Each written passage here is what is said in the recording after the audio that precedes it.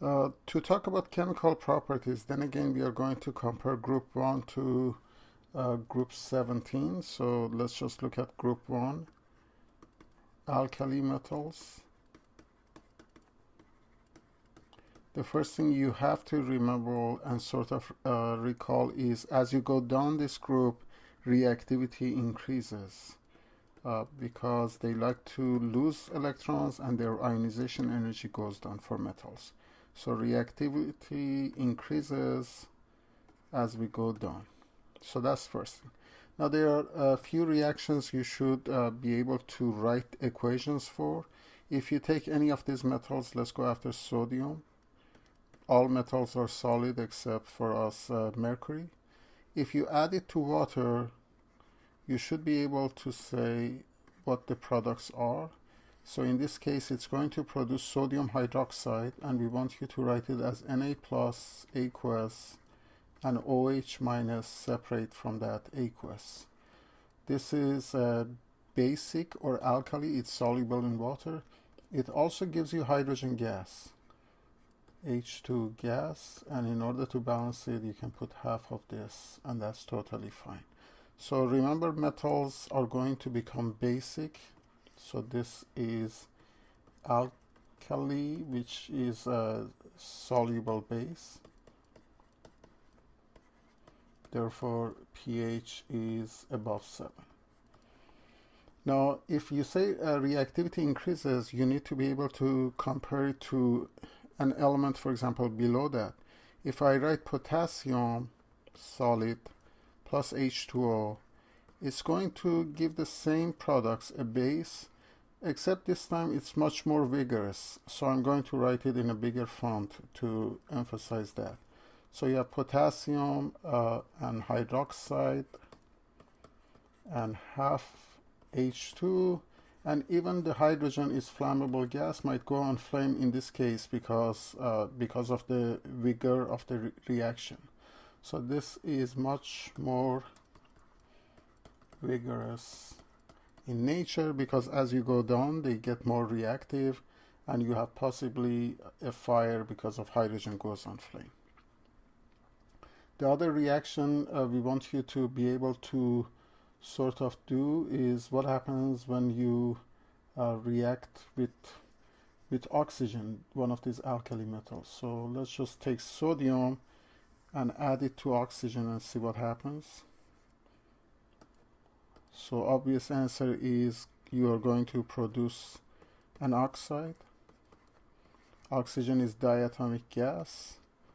You should remember some of your nomenclature. It gives you sodium oxide, which is Na2OS, because it's ionic in nature.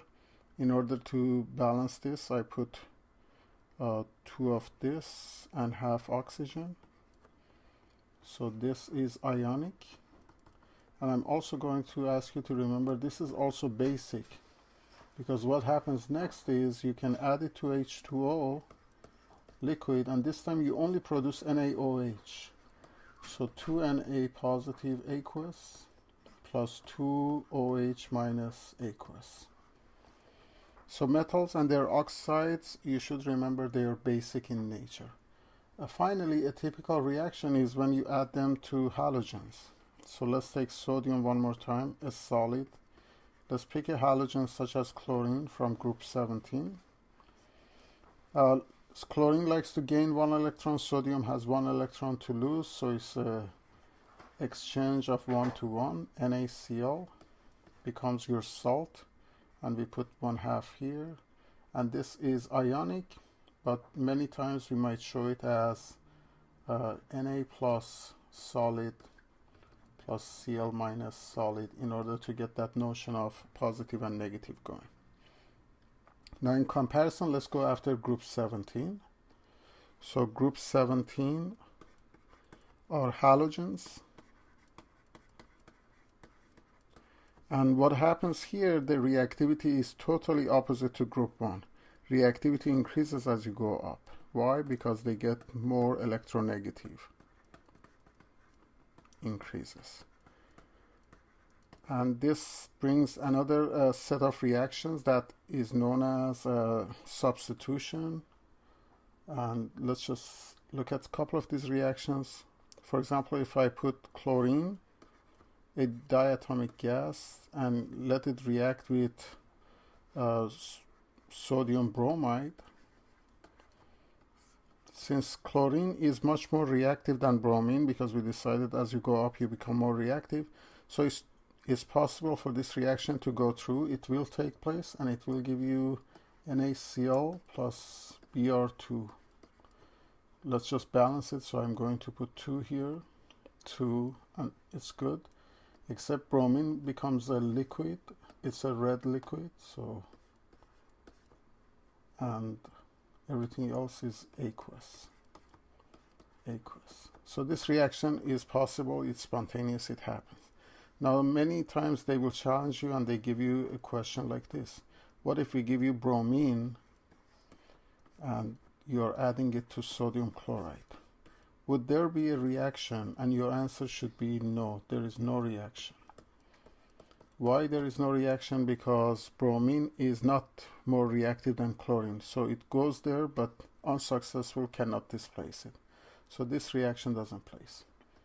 One other thing I want you to sort of see and not get upset is many times we show it as ionic. So Cl2 plus sodium bromide could be written as this when sodium and bromines are separated to give you a product sodium 2Cl minus aqueous plus Br2. And we even many times remove our spectator ion, which is sodium in this case, and we show the final product to you as chlorine gas plus bromide aqueous, giving you 2 chloride plus bromine. So this is substitution of a haloid by a halogen. The more reactive halogen replaces the less reactive halide. So maybe you can remember it like that. The more reactive halogen can displace the less reactive halide. Halides have negative charge, minus. A halogen is diatomic and it's an element.